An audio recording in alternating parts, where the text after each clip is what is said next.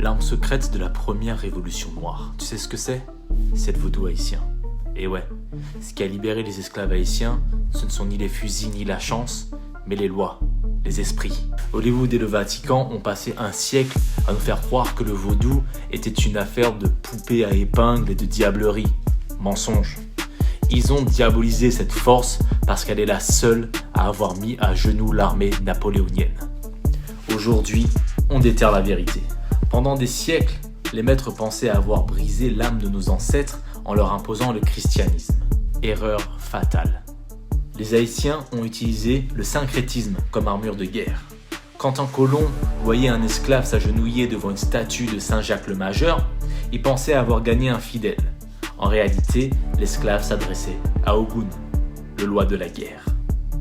Pareil, sous le masque de la Vierge Marie, ils invoquaient Erzuli. Ils ont transformé l'église du maître en un temple secret, protégeant leur science spirituelle au nez et à la barbe de l'oppresseur. Et tout bascule la nuit du 14 août 1791 au bois Caïman. Sous un orage foudroyant, le prêtre Boukman et la prêtresse Cécile Fatiman scellent un pacte. Ce n'était pas juste une prière, c'était une unification des esprits. Le vaudou a réussi l'impossible. Unir des dizaines d'ethnies africaines qui ne parlaient pas la même langue, autour d'un seul cri de guerre. Ce soir-là, les lois ont soufflé sur Haïti, et quelques jours plus tard, la plus riche colonie du monde était en feu. La liberté n'a pas été demandée, elle a été arrachée par le sacré. Mais pourquoi cette peur viscérale du vaudou dans l'imaginaire occidental? Parce que le vaudou est un système total. Ce n'est pas qu'une religion. C'est une pharmacopée complexe, capable de soigner là où la médecine coloniale échouait.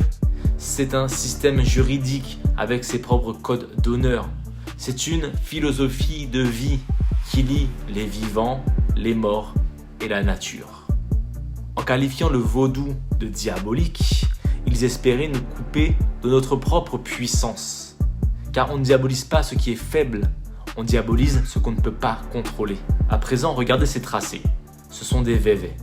Ce ne sont pas que des dessins, ce sont de véritables signatures vibratoires, des portails pour appeler les énergies de l'invisible. À chaque carrefour, il y a Papa Legba, celui qui ouvre les portes entre les mondes. Erzuli, la force de l'amour et de la beauté sacrée, du féminin. Dambala, le serpent de la sagesse universelle et du principe du bien. Et bien sûr, Shango, le loi de la justice et du tonnerre. Invoquer un loi, c'est réveiller une part de nous-mêmes que l'histoire a voulu endormir.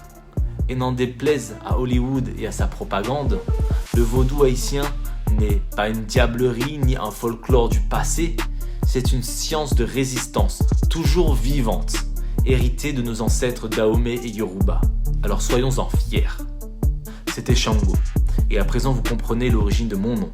Et si vous voulez bâtir votre culture sur des bases solides, rejoignez le mouvement Culture Noire.